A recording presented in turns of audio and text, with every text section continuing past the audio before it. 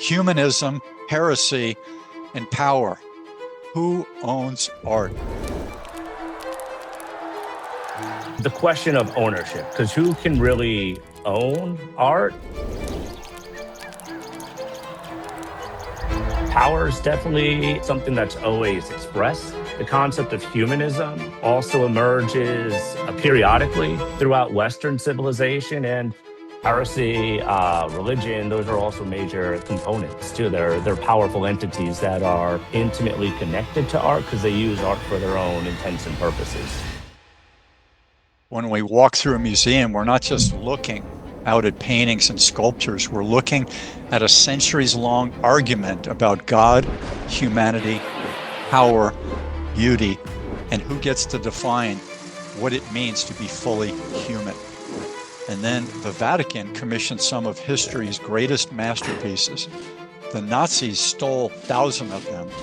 Both believe art had enormous power. The question is, power to do what? And it's interesting that art always falls into that notion of censorship and dictating what's appropriate. So, and when you're thinking critically, it can maybe lead to other radical thought. And so if they see their beliefs in a work of art, they're going to latch onto it and they're going to propagate it.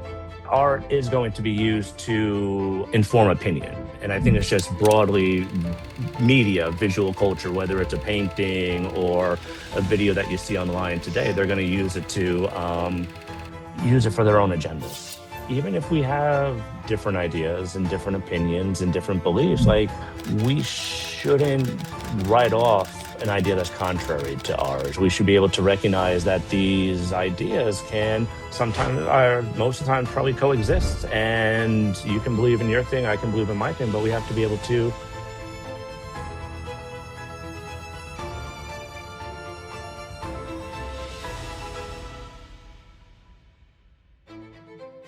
But does a philosopher do this? The answer is yes, by the way. And then, so then they almost always say, all right, governor, what's the meaning of life? And I say, I know the answer to that question. I wait a minute or two, because I can see the eyes in the mirror, cab driver's eye. Well, go on then, they say, what is it? And I say, it's what you make it. The meaning of your life is what you make it. It's a very, very simple answer, and it's a very deep one. It's an answer that Socrates gave right the way through the educated reflection on this matter of how we're to live. That is the answer that has come up again and again. And it's a heavy responsibility. What it demands of us is that we equip ourselves with the resources to think for the answer that is tailored to our own case. Well, do you know that the conversation that begins the Dinner of the Seven Wise Men by Plutarch? Of course you do. You were reading it in the bath last night. So you remember in that essay, it's a wonderful essay, that the two of the sages are on their way to this dinner party. And what is the dinner? The Dinner of the Seven Wise Men, it's always men in those ancient times, isn't it? I think it's because the ladies are doing something much more important and interesting. Anyway, so the two of them are on their way to the dinner party. The one says to the other, we know what a host must do at a dinner party. He's got to provide the food, the wine, the entertainment. But what is the duty of a guest? And the other one said, a guest's duty is to be a good conversationalist.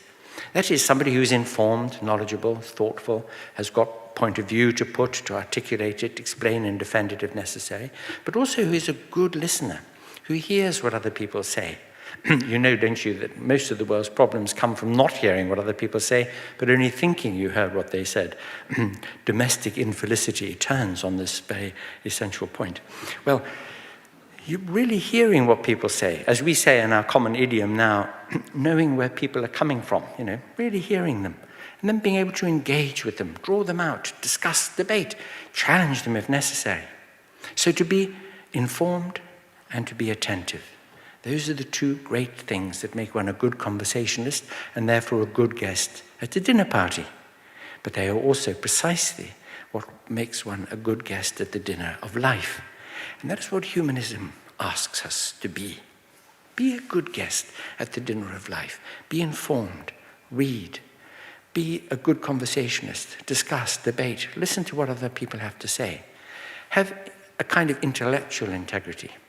Even if people think you're the most frightfully immoral person they've ever heard of because your ethical choices are not conformable to contemporary conventional ideas, nevertheless have the integrity and the honesty to think through your values and to stick by them and to live them honestly. I'm a vegetarian. I'm going to end on this note, by the way. But I'm not a proselytizer. I don't want you all to become vegetarians. But I wear leather shoes. People say to me, that's inconsistent. I say, yes, it is. And then he goes on to say, I'm a vegetarian, but I wear leather shoes. So he talks about that. So Jay, I'm Sifu Slim. Welcome aboard. And for the people who are out there and on the internet land, if you could take a moment, folks, and give us a thumbs up and a like and consider subscribing. And along the way on this journey of this 50-minute to an hour or so podcast, we ask you to put aside all of your preconceived things and absorb what two caring people have to share. We don't know everything, but we do care about good outcomes for humanity and authentically chronicled history to the best of our ability. So that's kind of where we're coming from. So I'm Sifu Slim, sifuslim.com. I'm going to ask Jay to introduce himself, and then we'll go into a nice conversation. Hi, Sifu. Thank you for having me. Thank you all so much for listening today. My name is Jay Schuck. I am a professor of art history. I teach at Suffolk County Community College, St. Joe's University. I can give you my website too. It's jtschuck.com. So we listened to A.C. Grayling to kick this off, and this is a channel called Humanists UK. And they've got quite a few subscribers. A.C. Grayling, Grayling -humanism. That's how you can find it. And we listened to the portion around minute 38. Really, really cool stuff from, again, a caring, deep thinking type person. So before we kick off the world of art, which is the specialty of Jay Schuck, Jay, tell me if this struck a chord and what kind of a chord AC's talk struck with you. Yeah, I think it speaks a lot of truth to the notion where you are a good conversationalist if you're a dinner guest and being well educated and being able to have a conversation about very diverse topics and being informed on very diverse topics. And I think that is one of the key values and key components of humanism. So I think it was also a very entertaining way to present a complex topic. Very complex. And, how do you summarize the history of philosophy, a person's philosophy, 20th and 21st century philosophy, and then where were you? What side of philosophy? And then there's religion to mix in, all kinds of things. I wanted to touch base with you on, Jay, on art. So I looked up art, and I wrote down before I looked it up, something of interest and value to some people. And then I also wrote down something that tells a story of the time and the person who developed the work. It kind of tells a little bit about them. And then we go on from there. I'll share a couple of other things. So we've got humanism, a system of thought that focuses on humans and their values, capacities, and worth.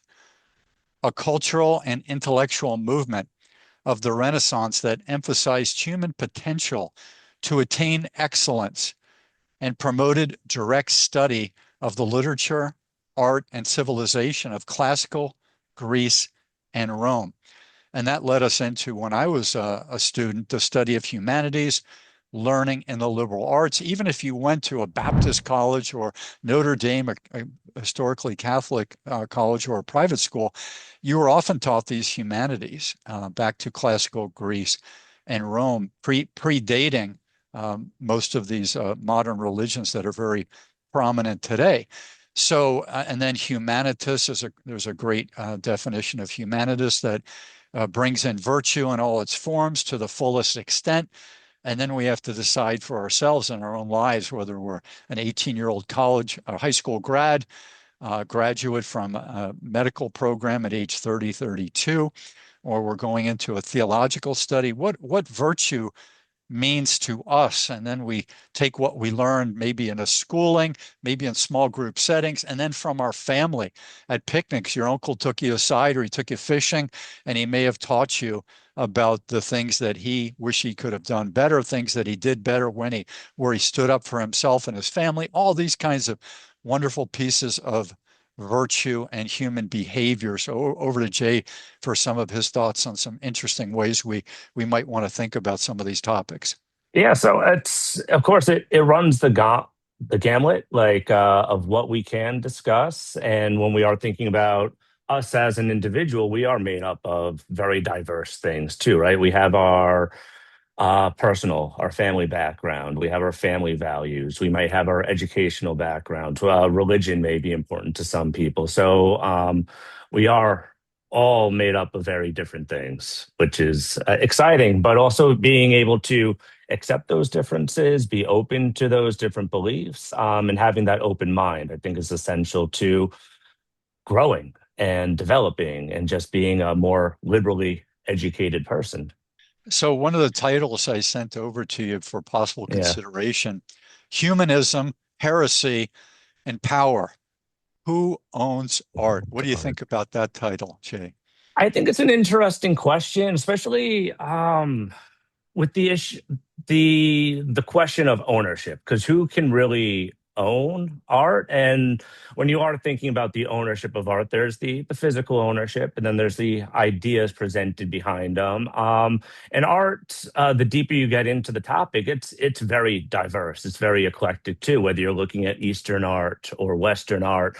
But something that is often associated with art traditionally, especially in the Renaissance or antiquity, is that concept of power, how authority is represented. Because when you are thinking about art, traditionally, the artists are craftsmen, they're employers, they are employees, they're working for people that are often in powers that have the means to commission these works. So power is definitely something that's always expressed thematically in art across various time periods.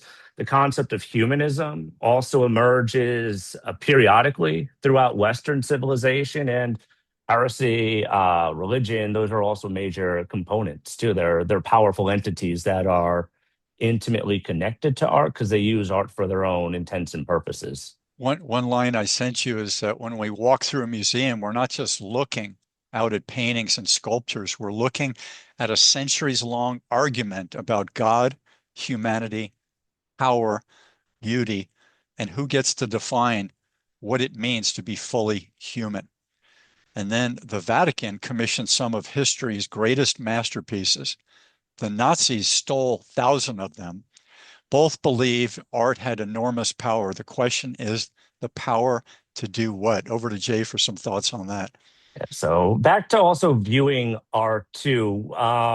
When we do view it in a museum, our understanding of it's also going to be manipulated too, because it's we're usually seeing it sometimes in an environment that it was never really intended for too. So when you are looking at, say, an altarpiece and it's in at the end of a nave or in the apse of a church, and you have all that ephemeral lighting, maybe coming through stained glass or through the oculus and the dome above, that's also going to have an impact. And speaking back to this notion of patriotism and ownership too, art is often used to express a message. And oftentimes that message is not really created by the artist, it's created by the individual who owns that work of art, whether it's a patron like a duke or a duchess, or a patron like the Roman Catholic Church, or even the owner didn't commission the work of art or they forcefully stole it, but like in Nazi Germany too. So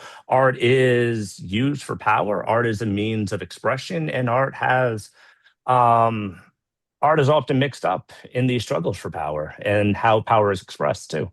Yeah, I've had the opportunity to study World War II since I was in college, and so this is going on 40 years of a substantial interest in World War II, and I've lived about almost 6 years of my life in Europe. And when I first started going there in 1979, there were still people that remembered it like it happened a few months ago, World War II, because of the devastation, especially in France. You had the Nazis living there for so long and controlling things all over France, and it was part of their life if they were older person at that time, and they might have been caught up fighting the Germans, and now they had to serve them and provide them food and shelter, all these types of things. And it still is a challenge to people in their own country to think of how another country controlled them for any period of time. And so that you see this going on in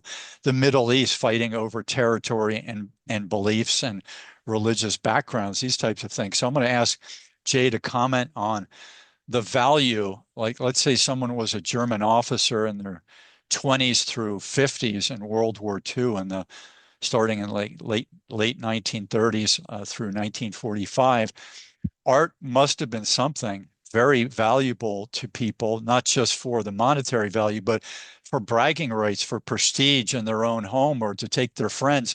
This is my secret collection down in the basement, and this is how I got this art. So maybe fill us in about the different values that invading militaries saw in art, and why the Germans, for example, have their art valued, the art that they pilfered from Europe and Egypt and other places, valued at billions of dollars, amazingly enough, and stored it away in all these special compartments and salt mines and things that would absorb water and keep the mold away. Tell us about the value, if you would, of the Germans and how they saw this in the art that they stole. When we think about the reasons why the Nazis are targeting works of art, they have specific reasons. One thing is that notion of Aryanization, right? Hitler believes that the Germans are the supreme race, the highest order, the highest class of mankind. And one thing that Hitler and the Nazis, by extension, intended to do was to identify works of art that they believed to be Germanic in origin. And it didn't matter if it was 20th century or 15th century or 3rd century. If there are major works of art by Germanic artists like Lucas Leiden or Albrecht Dürer, the Nazis are going to identify that work of art, and they want to bring that work of art back to the so-called motherland so it can be enjoyed by people of what they perceive to be the correct race. One great example would be the Wetzels altarpiece, which is in a church in Krakow. And Wetzels is a 15th century artist. He spends a good chunk of his life living and working in Krakow, working for the King of Poland.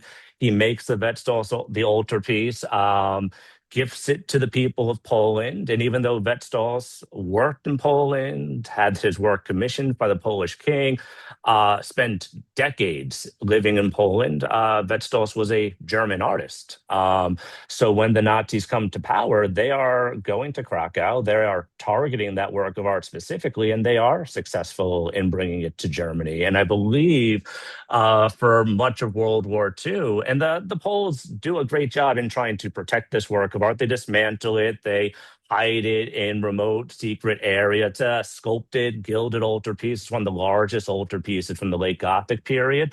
But the Nazis find it, and they bring it back to Nuremberg. I believe it's stored in the Nuremberg castle, in the bunker, in the basement, because that's also the birthplace of Wetzels. So you can imagine that if the Germans won the war, they probably brought this work of art home, literally to the home of the artist.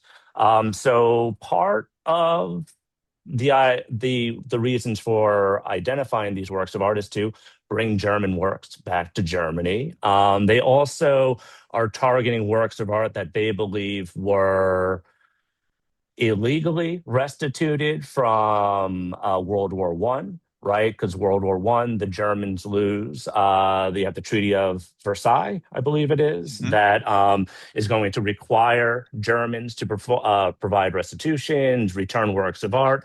One work of art is the Ghent altarpiece, which is located in Bruges, or I'm sorry, it's in the city of Ghent. It's in the cathedral there, St. Bob's. And when you're thinking about that work of art, that is Flemish. It's by Jan van Eyck.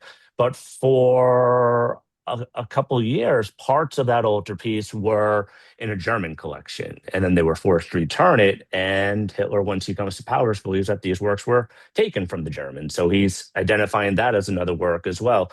I also know with Hitler, too, once he becomes head of state and Mussolini becomes head of state, he goes on a trip to Italy and he's supposedly overwhelmed by all the cultural splendors of the Italian peninsula, right? So one thing that he intends to do is create his own German museum. It's one of the first public buildings that he commissions is a house for German cultures, an art museum. And Hitler also has designs of creating his own Führer museum in his hometown of Linz. And once Austria is acquired, he intends to earmark the very best works of art from all history for that institution because, of course, these are works of art that are attractive on a global scale. It's going to bring tourism. And that's kind of one thing that museums are always competing for, too, trying to get those crown jewels. It's going to bring a lot of people in. It's going to bring tourism. It's going to bring money. It's going to bring prestige to that institution, too. And interesting, Jay, that the Nazi regime confiscated more than 20,000 artworks from German museums. So the first people that they stole from were themselves. Many were displayed in the 1937 exhibition, Degenerate Art Exhibition, it was called, designed to ridicule modern art. Ironically, the exhibition attracted over 2 million visitors. This is going by train and by automobile. So fascinating that people around Germany travel to this. That's a gigantic group of people. And then here's a quote from Hitler: "Works of art which cannot be understood in themselves and which need some bombastic instruction to justify their existence will never again find their way to the German people." So it's the ultimate in control. And Grayling and other humanist talks, I've heard people talk about how the power of whoever's in control, religion mixed with heads of state, with war, generals, all these types of people, they want to control not just your thought, but your taste, what you do with your thoughts and what you display. They want to control all that. And if you're not following the rules from the upper echelon, your neighbor might rat you out, or the postman might say that he saw this displayed in your home and there was a meeting that was mysterious, dubious going on at your home. And then all of a sudden, in the case of the Nazis, the Gestapo shows up and they arrest you for questioning, and they may torture you until you actually lie and say exactly what they want to hear. So this idea of control, art is just one little piece of that. And many of the humanist people talking about religion, since the times of Jesus and before Jesus, they're talking quite a bit about what it's okay to do and based on someone else's tastes and proclivities. So this is something that I'm sure comes out in the art that we can see, even hidden art, like Da Vinci wanted to hide meetings apparently in many of his paintings, which were very few paintings. I shouldn't say many, very few paintings, but he wanted to share messages according to the people who were reading into that. So maybe you can share the idea of art sharing meaning about freedom and liberation and secrets versus the upper hierarchy trying to control anything that wasn't favored by. Hi there, this is Sifu Slim. I'm asking you to take a moment, hit that thumbs up button. Also consider subscribing, and if you want to hit the Patreon down below, even with $2, this goes a long way in helping us keep this content coming to you. Aloha. Sure. I'd have to look more into Leonardo's hidden symbolism. I'm sure there is a school of thought for it. I always take it more for the reflecting the ideas that it has during the time, kind of that marriage between religion and secularism, which is definitely developing during the Renaissance period. But we could also talk about that notion of authority with the de-ascensioning of German-owned institutions too, because it's pulling right from the playbook of Authoritarian 101, right? You have the means, and it's interesting that art always falls into that notion of censorship and dictating what's appropriate. So with that degenerative art exhibition, they are legally de-essentiating works of art that were owned by the German state because they considered it to be inappropriate, and it reflects radical thoughts. And when you're thinking about radical thoughts for the Nazi regime, it's more conceptual because he's targeting modern art, and modern artists, they're exploring the formal potential of art. So they're moving away from this natural academic mode of representation, and they're starting to play with geometric shapes or abstract shapes. They're playing with line, they're playing with light and shadow.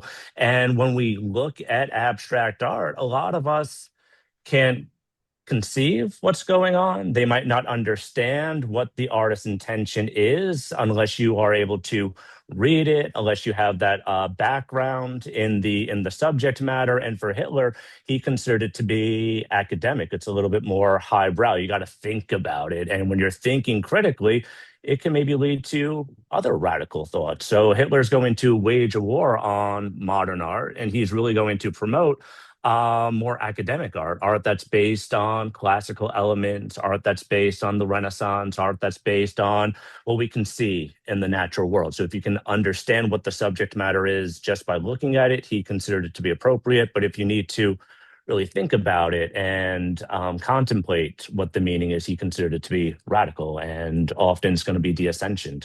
So it's interesting to see how they're using that. And of course, they start within their own borders, and then their borders are going to expand via conquest or annexing countries. And once they are expanding, those laws of the land in Germany, they're extending to the greater Third Reich. It's interesting to point the finger at the other person. So in this case, Hitler and Goering, the two leading pieces of power for Goering all the way up until a few months before the end of World War II. They're the two of the, well, Hitler, of course, the supreme leader, and Goering always up there in the top three. They were avid art collectors, and yet the Nazis condemned much of this modern art as degenerate. But let's take a look at these two people. You have Hitler, who's using drugs, just like Michael Jackson, using drugs to wake up, drugs to go to sleep. He had intestinal problems. He later had Parkinson's. So he's a person who's falling apart.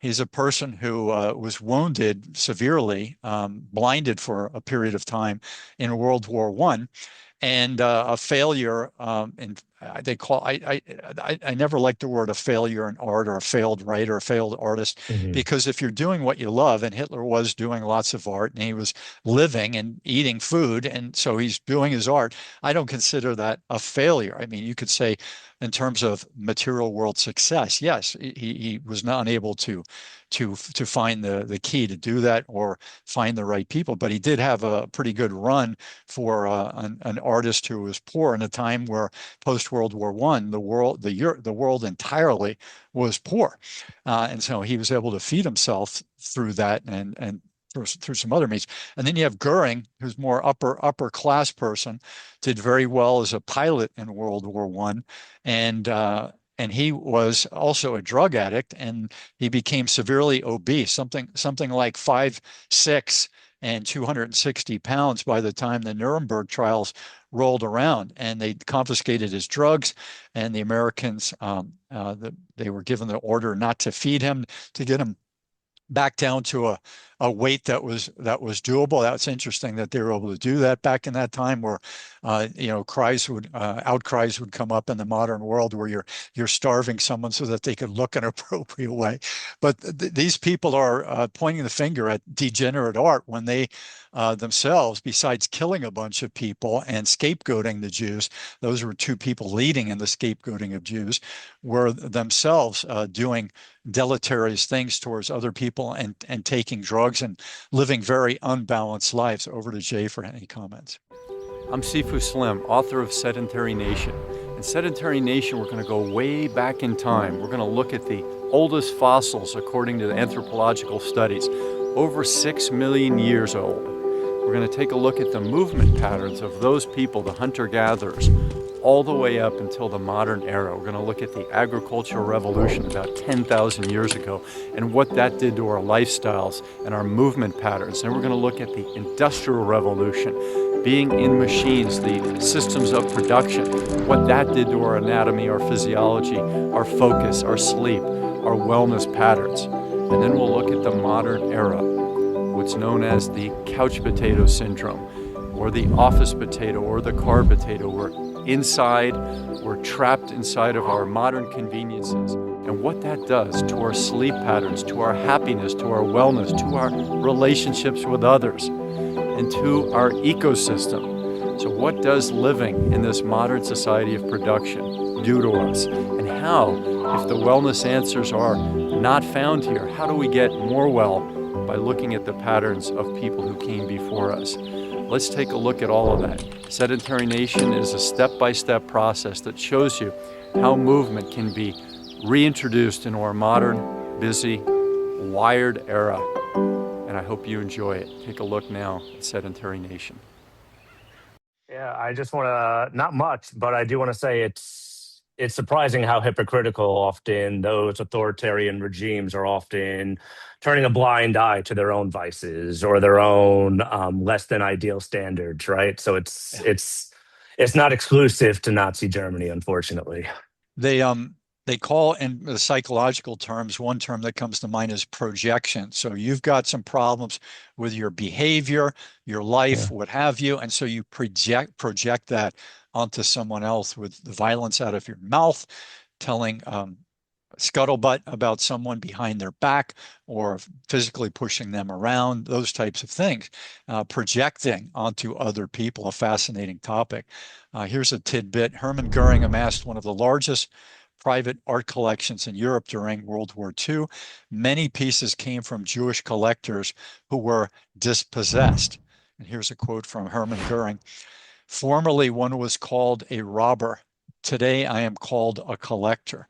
So talk about the ego run amok, and just fascinating stuff when you are all powerful, and you've got a cognac in your hand at the end of the dinner party that you have. You can say whatever you want, and a circle will fall around you, and people will chuckle and laugh because you're currently victorious. You've invaded Poland, you've bombed London, you've bombed other areas. You're taking over Holland, the Netherlands, and it's just you can almost get away with whatever you want. You're all your own kings at that point because there's nothing to shackle you from continuing to act in this aberrant way. Let me see.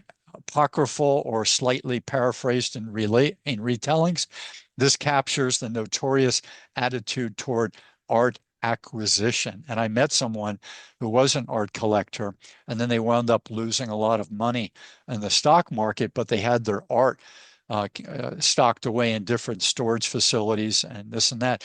And I said, well, do you need money right now to pay off some of your debts and to live? Why don't you sell some of your art? And this person said, you don't understand. And I said, what do you mean? They said, we're not just collectors. We are hoarders. We put this above our health, above rationality, above our family. If we go down, we're going to go down first before we give up this art collection. So over to Jay, see if he's heard that type of thinking before. I don't think I've heard it in that way, but I do see the sentiment because there is this notion that art is something that can be beheld. And you see that, I guess, in Nazi Germany, but that also dates back to the Renaissance, too. I remember there is a quote where during the lifetime of Leonardo da Vinci, and he's become this very successful, very famous artist, almost a celebrity in the early 16th century by our modern terms. He was the court painter to the Duke of Milan. He returns to his native Florence. There's a lot of powerful people that simply want to have a painting by Leonardo da Vinci. It doesn't matter the subject matter, too. It's just an authentic work by Leonardo. Isabella d'Este is one patron who is a very powerful individual in Italy during this time, and she is writing to her agents in Florence, trying to get Leonardo to paint. And at first, it's very specific. I want a portrait of myself. I want it looking this way. And then ultimately, trickles down to anything he has, I will take, essentially. And I'm paraphrasing, but that's the general gist of it. And even what's also interesting about Leonardo is that he himself becomes the crown jewel in a collection, too. Leonardo is a lifelong Italian. He fluctuates between Florence, he goes to Milan, he goes to Rome. His life doesn't end on the Italian peninsula, right? He goes to France. He becomes the court painter to the King of France during this time. And you can imagine near the end of Leonardo's life, he's traveling, not by train or a car, right? He's traveling the old fashioned way across the European landscape over the Alps. And we also know just from all the records that Leonardo does seemingly suffer a stroke and he's partially paralyzed. So he's not painting to that ability that he would have when he's painting The Last Supper or portraits like the Mona Lisa. But it's just the fact that you have Leonardo in your court. It's a little bit of a status symbol too. So not only is paintings and art becoming a status symbol, a sign of power, but even having those artists, those intellectuals in your court, that's also a status symbol during the time of the Renaissance. What can we learn from people who wrote about Leonardo, from his paintings, from his life, that we can plug into the discussion on humanism? Yeah. So for me, Leonardo is a quintessential humanist, quintessential Renaissance man. And the more you study Leonardo, whether you're looking at his few paintings or his multitude of sketches or his writings, which do survive, you're always learning something new because Leonardo is one of these great artist during the time that really revolutionizes the field of being an artist too. The Renaissance is a very interesting time for the arts, especially painting and sculpting, because the artists themselves are elevating their status. They're moving away from being a craftsman to becoming a well-educated, kind of a genius, that we could say today. And part of the reason why they are elevating their status is due to the development of humanism. There's an audience that wants to have a more visually aesthetic representation, more naturalistic form of representation in the human body, in the landscape. And artists need to be able to mirror the natural world around us. So when you transition, broad strokes, but when you transition from the medieval to the Renaissance, we're moving away from the overt symbolism, where symbols are really at the forefront, that religious meaning, and then you're turning towards a more interest in natural representation. And back to your point with Leonardo and humanism, Leonardo does study a diverse field. And fortunately for Leonardo, he's born out of wedlock. He doesn't have a traditional upbringing during that time. He often referred to himself as l'uomo senza lettori, a man without letters, a man without degrees, and a man without that traditional academic background. And fortunately, Leonardo didn't have that traditional background, so that allowed him to think outside the box. And it probably fueled Leonardo in these academic settings. He probably had a chip on his shoulder because he's rubbing elbows with very classically trained, very learned individuals. But with Leonardo, it's a lot of it's based on observation, and it's an observation of the natural world around us. Leonardo writes that people should have a notebook on hand. You can kind of go and people watch. You can sketch down ideas that might serve as interesting for painting. Also, that ability to sketch before you go to your final composition is revolutionary. It's due to paper being more affordable, more accessible, materials becoming cheaper. But Leonardo, it's always interesting too to just see how his compositions develop through his sketch. And with him, he is someone where we see them as diverse fields today, but the visual arts and sciences, anatomy, biology, they were much more interconnected. And for Leonardo, in order to understand how the eye works, it would make his paintings more naturalistic. And it was a way for him to visualize his experiments. I was lying face down right near the library where I got to hear your talk, I was in that library that sponsored your program, and a day or two later, I was in a chiropractor's office in that same town, and I'm lying face down, and I'm realizing this guy's been doing it for coming up on 40 years. He was also a football coach. He was also a mason and a contractor. His father was a 40-year mason, and he taught his son starting at age 6 a lot of the trades, especially masonry. So he's working with his hands. He's very tactile. And then he's been working on the human body for 40 years. And I said, it dawned on me before I went into your office, but especially now that you're manipulating things on my spine and shoulders and feet, that you imagine the traditional education since I've been around of a medical doctor. So you do all these years of biology, chemistry, all the sciences. Then you go through medical school where you learn tons of books and volumes and you're tested on all of this. And then when you finally get out, they say, okay, you're now a specialist in internal medicine, or you're now a specialist in this, but we want you to hand people a pill. That's what we want you to do. You know all this about the body. You've learned all about the books, but now we want you to not touch. We want you to hand these people a pill. Once you've taken their temperature, you've looked at their x-rays, you asked a few questions, hand them a pill. And if that doesn't work, hand them to the specialist who can do some surgery or some more tests.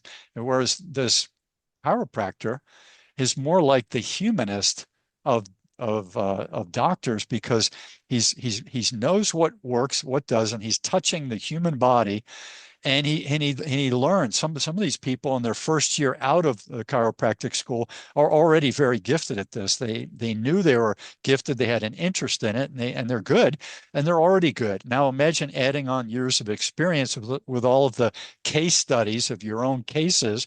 You've had a few thousand patients come through, and now you're cataloging information of what works, which patients are going to be compliant based on your questions or their schedule, this type of thing.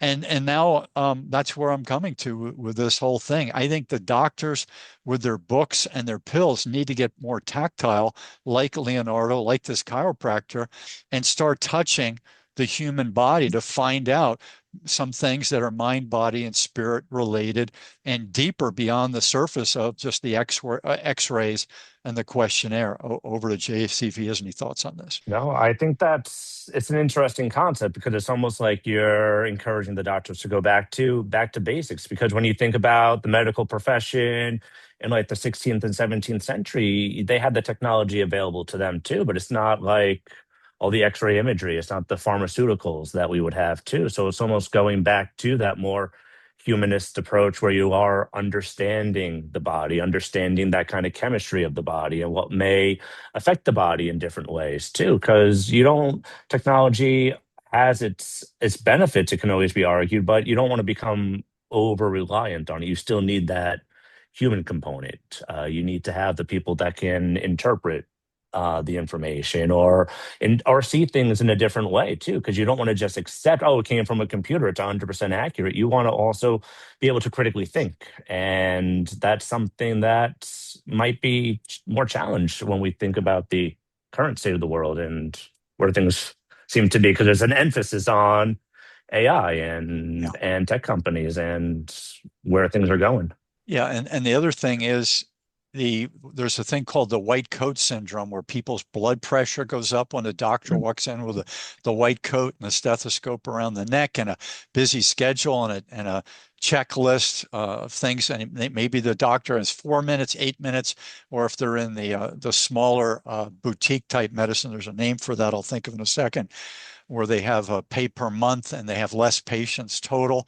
So trying to think of that thing. It's not boutique, but I'll think of that word.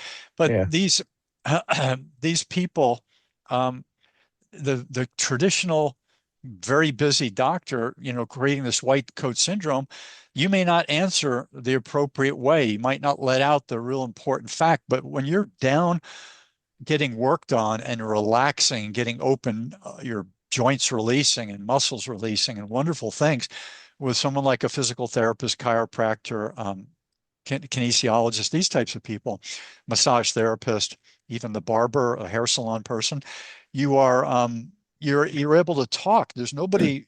You're looking straight down, and things just come out. It's like, well, let me tell you, doctor, this is another thought that I had, or that hurts over there, and it comes flying out. Where the white coat syndrome may not manifest in the answer or the conversation that would be helpful, especially if it's under the gun and you've got 2 to 8 minutes with a doctor. Any thoughts on that? No, I think it's an interesting way to describe it. It's not like something that I've been thinking a lot about, but the way you describe it almost seems like you're almost intimidated to talk to the white coat doctor because they have that air of exclusivity, that their time is so valuable that to take up their time, you almost feel like you are bothering them. And if you're going to a doctor, you shouldn't want to feel bothered, right? Because it's your health that they are in that moment tending to. So when you are in that other mode, you have that gift of time where maybe things can develop more organically and conversations can kind of flow. And you can think, oh,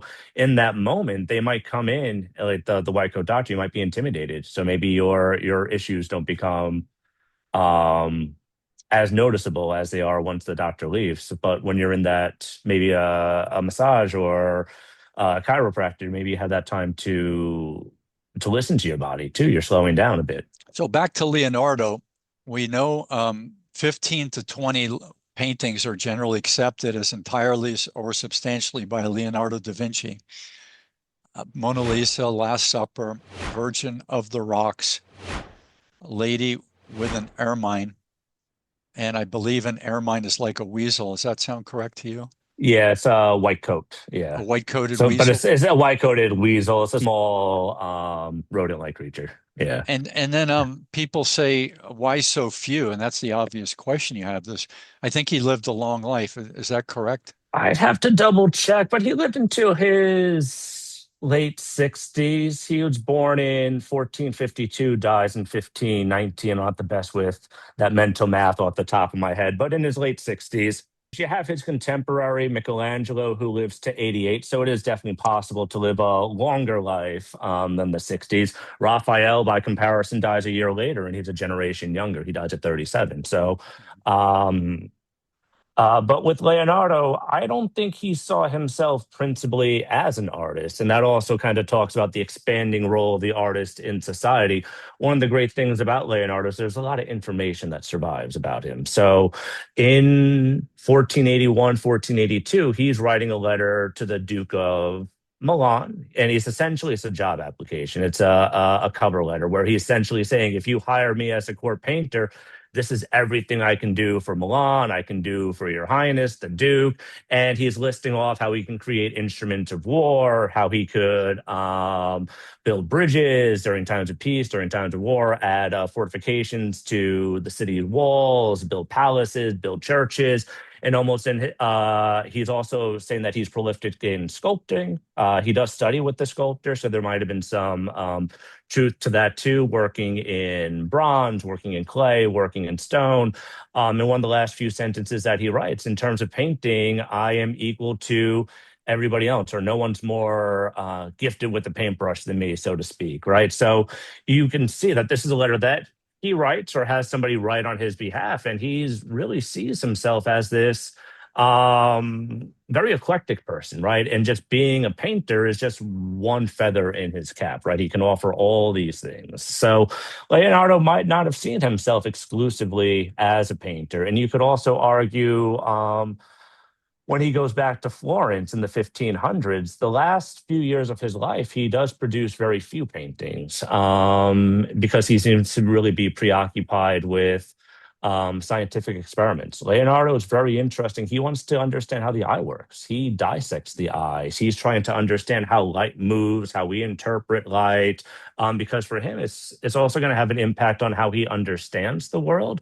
But then he could also, once he understands how the eye works, he could apply these things to painting. So he wants to know how shadow is cast and why shadows cast that way and why parts of my face might be more brighter than the edges. And he's going about it through a very scientific approach. So, of course, you can approach it artistically and you have this notion of modeling and shading. But Leonardo really wants to know why that shading occurs naturally and how to replicate it in his his paintings or drawings too. So you can imagine, Jay, that if you've got your own projects, that you may leave some to be completed later. But Yeah. he had several major commissions which were never completed. So you're telling your benefactors, your sponsors, your bosses, basically, that you've got other things on your mind and you can't complete them right now. So I would guess he had to find ways to make excuses about that, like there's an ailment or I need to go see a doctor. There's got to be some excuse he used in order to put those people off so they didn't come and arrest him or put more pressure on him. Is that possible? I guess it could always be possible. I know with some, if you're working in Milan, he eventually became the court painter to the Duke, so he's one of the few artists to receive an annual salary. And he's working on sculptural projects. He would have finished The Last Supper. He's working on a few other things as well. So he could always say, "Oh, I'm working on multiple projects at the same time." He's managing a busy studio as well. There's some unfinished paintings early in his career in Florence. One of them, it seems, with all the documentation that does survive, there's a very complex contract. He would have been responsible for shelling out the money for materials up front. He wouldn't have been paid until the very end. I think he would have been paid in property. So about a third of the way through the project, he's saying, "I don't have the funds to complete this project," and then they're ultimately going to be upset with it. He's not the only artist that leaves commissions undone, but he's very famous for it. So I just looked up what is the psychological condition that keeps you from completing your tasks. And we all know about ADHD, attention deficit hyperactive disorder, procrastination, despite good intentions, having trouble starting tasks, jumping between projects, leaving things unfinished, perform well under deadline pressure, but struggle beforehand. Is that something that might ring true for Leonardo, or is it just that he was so talented, he wanted to work on so many things like the engineering, hydraulics, architecture, flight, military technology, anatomy, and the list goes on? What are your thoughts on that, Jay? I think if mental health was where it is now, he probably would have been diagnosed with something like that. To me, it's always difficult to diagnose a patient that you don't have access to now. So I can't say, "Oh, he had ADHD or he had some other condition," but he does seem to be someone that is easily distracted, maybe has multiple interests, maybe becomes hyper fixated on a topic and neglects other projects. That's definitely going to be, I think, true. And I do think if we could study him today, you might be able to diagnose something that he would have had. I mentioned A.C. Grayling and played a little bit of him talking about the meaning of life, and now the secret of life and the secret of the things we need to discover. You could say that with Leonardo leaving between 4,000 and 7,000 surviving manuscript pages, hundreds of drawings and sketches. He produced more of these than he did, of course, his finished paintings, which are in the under 20 category, let's say. So maybe he was so enthralled with learning, discovery, and then sharing that to people who could follow up on his great ideas. Where we've got the helicopter, I think, was invented by Spanish people centuries later. But maybe he was really cluing in on all the possibilities that science and engineering could extract from the limited access he had to information in his era, and he was kind of downloading this from the skies and wanted to make sure that those things outlasted him. Over to you, Jay, for your thoughts on that. Yeah.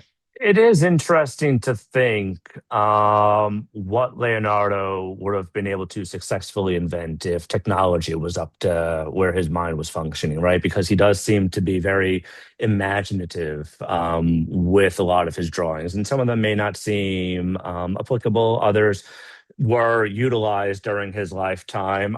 So it's just very, very interesting to think about how his mind worked. And maybe you could also argue that he's always striving for that mode of perfection, which I think also ties into to humanism, because humanism is this idea of being the very best you can be, whether it's physically or mentally. You're trying to go further than you ever could. You're trying to bring society further than it's ever been before, too. So that perhaps the reason why he is constantly sketching and drawing and writing and thinking is because he's always trying to see what is really the best way to accomplish these tasks, whatever that task may be. Yeah. So we've got humanism burgeoning at this time. We've got the control of the Vatican. So we've got the secular art versus the Vatican and censorship. And the church was simultaneously the greatest patron of art in Europe, the largest commissioner of artists, and at times a censor of artistic expression. Do we know if Leonardo was censored, and what his response to was to any of that? To the best of my knowledge, I can't think of a time when Leonardo was openly censored. I think a lot of the censorship involving the Vatican too would have also came in a few years after. Actually, I guess it would have been a few years around near the end of his life, but he's not as productive too as the during the time of the Protestant Reformation and the Counter Reformation. That's when you see a lot of censorship, and the Roman Catholic Church is doubling down on religious images because once you do have the Protestant Reformation, art needs to have a specific purpose if it's going to be commissioned by the church. And if you don't follow those rules dictated by the Council of Trent, you're going to end up in hot water. But even when you think about, for that brief moment with Leonardo and Raphael and Michelangelo, there is a degree of creative freedom. If you go into the Sistine chapel, you could see frescoes of Michelangelo on the ceiling, and there are nude figures. Each scene of the book of Genesis, from the creation of separation of light and dark to the stories of Noah, there are nude figures. They're nudity. They're framing certain compositions. So you have these nude, twisting, dynamic figures right next to Adam, right next to God, right next to Noah and the story of his ark. And then a few years after that, you have that almost turning away from those humanistic values, even with Raphael's School of Athens. We could also see how that's almost a marriage of theology and these what we would usually interpret to be secular ideas of philosophy and science. Yeah. So over to ChatGPT for a quick response to that question I asked. They say Da Vinci was not generally banned or silenced. However, several aspects of his work and life were constrained, suppressed, ignored, or hidden by the realities of his era. So he conducted human dissection and produced astonishing anatomical drawings. The problems there were, of course, human dissection was controversial and tightly regulated. Permission depended on local authorities and hospitals. His planned anatomy book was never published. So much of his anatomical knowledge remained, unfortunately, unknown for centuries. Had he published it, ChatGPT says, around 1510, it might have advanced anatomy decades or even centuries earlier. Yeah, I can concur. I think it's an accurate assessment of, again, just Leonardo being a condition of his time too. Even if there's more liberties in the visual image, it's still immoral to kind of desecrate a body. So Leonardo is going to perform dissections. He had to get consent maybe from the individual or consent from the hospitals that are connected to the churches too. Studying the body by candlelight. Of course, there's no way to preserve the body too, so you need to really understand it. You are partially speculating. I know Leonardo would also dissect animals, which seems to have been more appropriate. So you are maybe trying to guesstimate and appropriate, like say a pig anatomy to human anatomy in some regards. But once you do think about like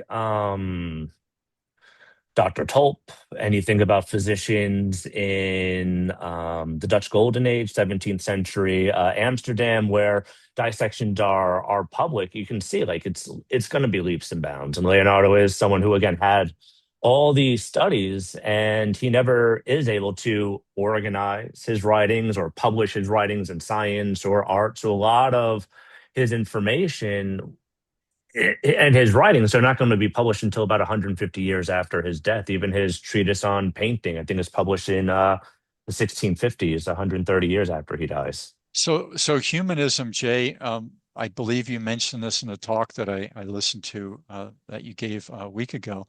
The idea of the Black Plague and other disease riddling Europe in the Middle Ages and one Mm. third of the population dying while people are celebrating Mass, are either being forced or being indoctrinated in a certain religion. In Europe, often Catholicism. And then, people are dying and people are dead and homes are devastated. Towns, villages are devastated. So now we have this rebirth of this classicism from Greek and the Romans. Let's take a look at the human. What are the potential of his and her potential, mostly his in those days. So what are we going to do with all this? And then the Pope commissions a secular masterpiece, and this is Pope Julius II. How did this Pope end up commissioning one of the most famous celebrations of classical philosophy ever painted, the School of Athens, Raphael?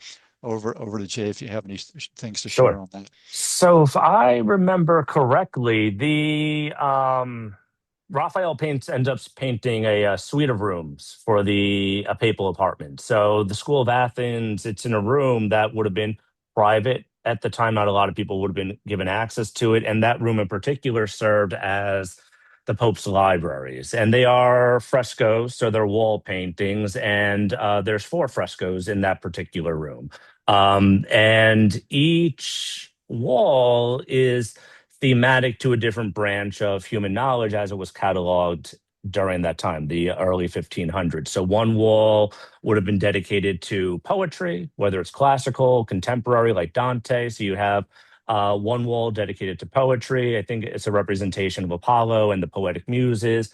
Another wall would have been designated to jurisprudence, judicial laws, laws of the land.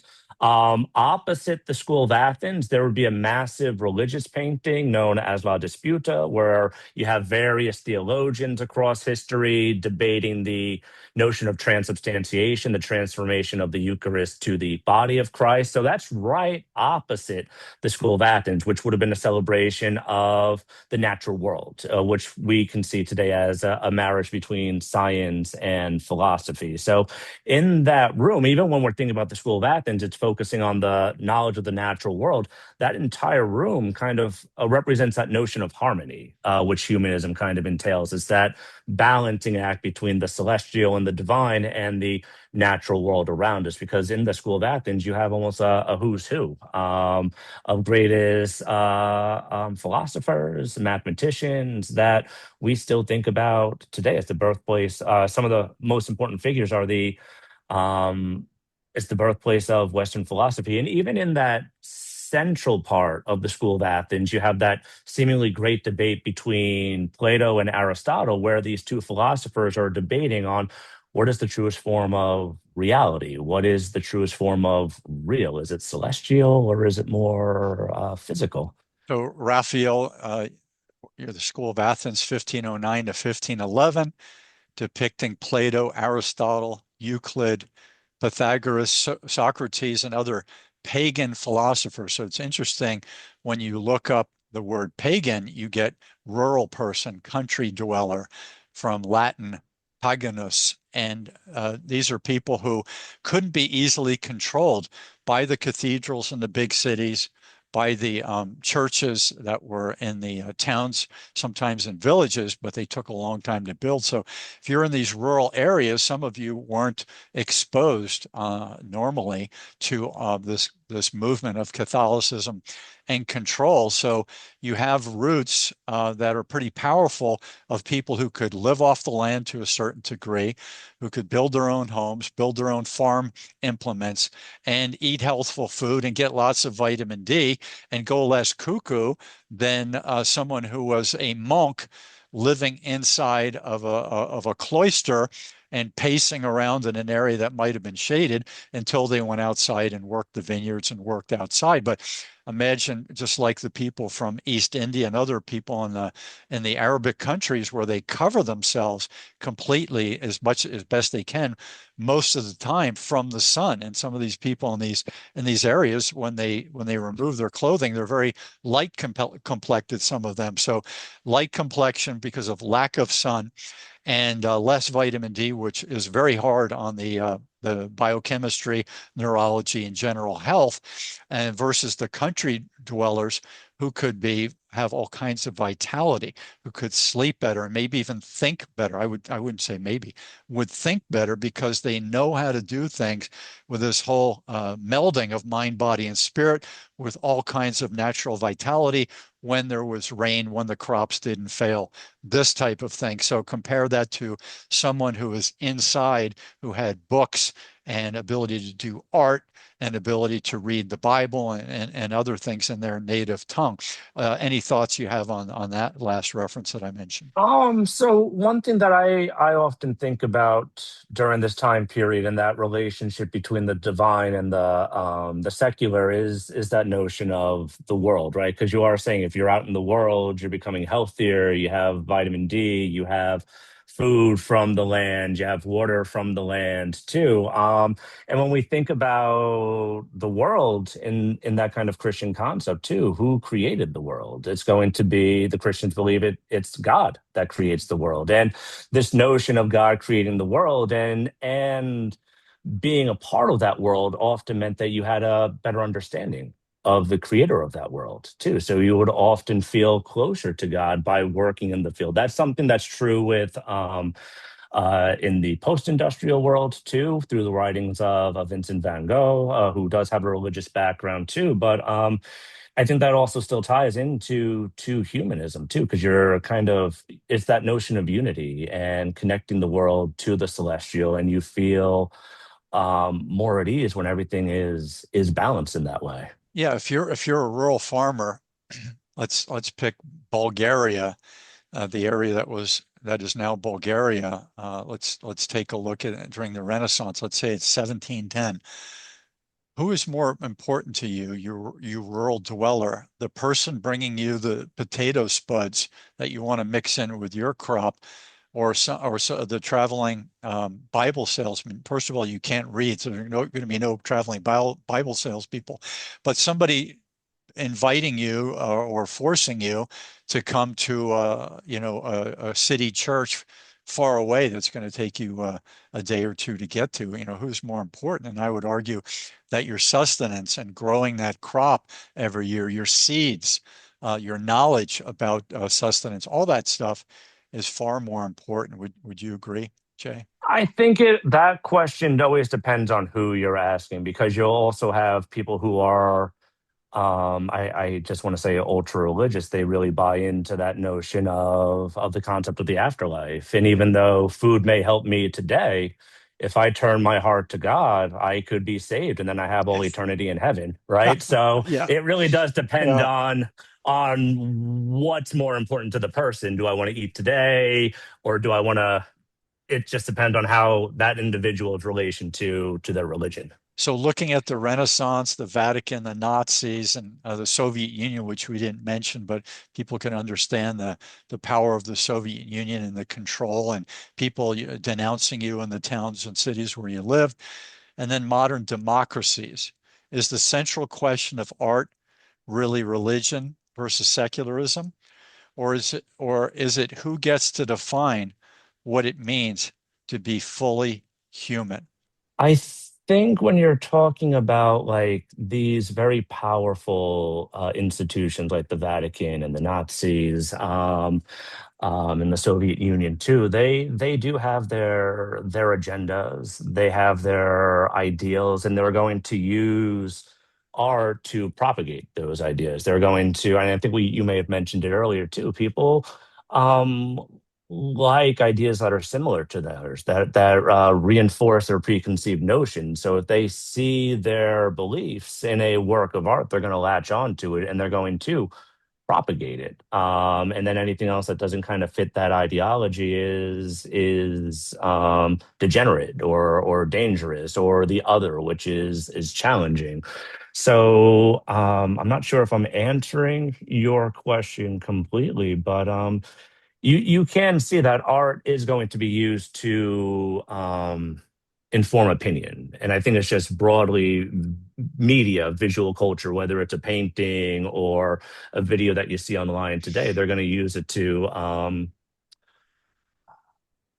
for their own agendas too, if they're not the ones creating it. The previous question I asked you about the planting of the spuds and the neighbor, swapping something that he needed for something you needed.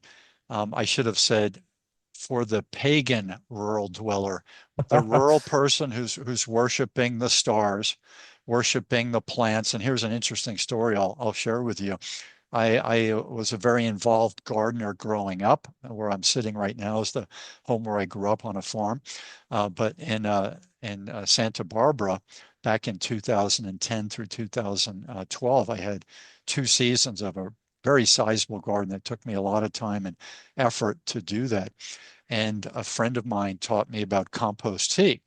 And I said, about 10 years ago, I learned about compost tea, and it was from the person who came to a meeting and said, do you want to know the history of paganism and compost tea? And we said, we'd love to. So part of this story was, and you can think of people denouncing you for being a witch, you take some soil with the soil microbiome, so let's say a handful right here, and you put that in a bucket, and back in the Middle Ages, probably a wooden bucket or a leather bucket, and then water.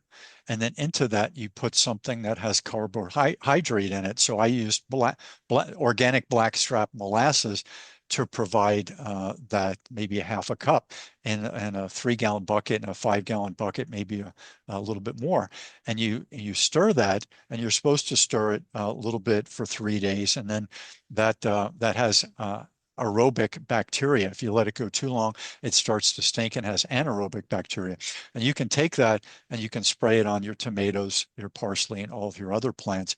And it does a pesticide type of a thing, and it does a nutrient type of thing. And then anything that doesn't get absorbed by the plant can fall down into the soil and feed that microbiome right there. So it's pretty powerful stuff. So in the Middle Ages, when your neighbor's crop was failing, they had aphids, they had whatever, and your crop was burgeoning, had vitality, your neighbor might denounce you and say she's a witch because of what you took this compost tea, and the witch's broom comes from that stirring of the compost tea, according to this person that gave this lecture. So to me, that was fascinating stuff, success that should be passed out to all the other farmers in the nearby area, so you could all have wonderful crops and share the bounty of the meals, versus a failing crop or a less than a stellar crop, and somebody over here with the witch's brew. Over to Jay for his thoughts on that. That's interesting to think about, and I guess it also does tie into how people are afraid of things that may seem new or different to them too, right? Because if you realize, they're just creating a different kind of compost or soil that is going to benefit their crop, and this is the ingredients that go into it, and this is leading to the success. Some people may see it as revolutionary, right? Because it's not what they were taught to do or what they've been instructed to do. And you're mixing all these things together, creating what seems to be a miracle that may be unnatural. So it's interesting to see how these new ideas are perceived, because there are usually a lot of pushback. And it just takes persistence, it takes time, and it takes the opening of an individual's mind to really to recognize, right, to critically think. I think that's something that's also been like an undercurrent for the conversation, is just being able to be open to these ideas and not writing off ideas just because you never heard of them before or they're contrary to your institution or your core values. Like, just being able to recognize these things. Maybe who knows where the world would be if we were more open to different ideas. We certainly, like A.C. Grayling said, and the person he quoted, I can't remember the person he quoted, but talking about being a good dinner guest and what that entails. And if we were that same person throughout life, at the bus stop, at the office, at the university, walking down the street, we're able to be good listeners, impart, a nice reply to the person. But we wind up, especially in these current testy times, with lots of vitriol and lots of polarization. You're over here, I'm over here. There's no way we can meet in the middle and share a meal without coming to blows. So, or verbal blows and denouncing each other. So, this is something I think humanism lends itself to. It brings people back together and say, all these people are different. If we respect them, if we look for the integrity in everyone, and we help each other along, human to human, and we take care of the animals and plants on the planet along the way, and teach each other about compost tea so we can have those good tomatoes, maybe we can get somewhere in this lovely human experience, whether we make it 50 years or 104 years, one of these things, and share in this wonderful journey. Your final thoughts, Jay, before we wrap it up? Yeah, Sifu, I think that's it's a great testament. I think it's very potent. It's very observational. It rings true. I think no matter where you are, sometimes it seems truer today with everybody so polarized and at each other's throats. But I think it is important to recognize that even if we have different ideas and different opinions and different beliefs, like we shouldn't write off an idea that's contrary to ours. We should be able to recognize that these ideas can sometimes, or most of the time, probably coexist. And you can believe in your thing, I can believe in my thing, but we have to uh, be able to compromise, put some differences aside, but really just be open and hear those ideas, because maybe you are believing your whole life in one thing, and then once you open up to it, maybe you're more receptive to it, or maybe it speaks something to you that you just got to be open to new ideas. You can't be writing it all off from the get go, because you also want to hear where they're coming from too. And if the guest doesn't want my robust tomatoes, maybe I have some robust zucchini or chickpeas or something else, and we'll find something that works for you to give you a nice hour and a half dinner dining experience. How about that? So share Yeah. your website, Jay, and any initiatives that you are currently involved in or wish to promote. Oh, sure. So my website is, again, jtschuck.com. It's jtschuk.com. I have no initiatives at the moment. I'm just enjoying the summer break. I've created a new lecture on neoclassicism through revolutionary America. I'm currently promoting that lecture through programs, so I'm always posting my lecture schedule on my website. You can attend these lectures virtually. You can attend them in person if I'm close by you. But Sifu, I just want to thank you again for having me and for such a great conversation. It was lovely. And thanks so much for joining me, Jay. And I'm Sifu Slim at Sifu, S-I-F-U, slim.com, fitness, wellness, and life coach. And I'm always happy to help new people on that. I do workshops, I do online workshops, and I'm working on my 7th book right now. So that should be coming out within the next 6 months.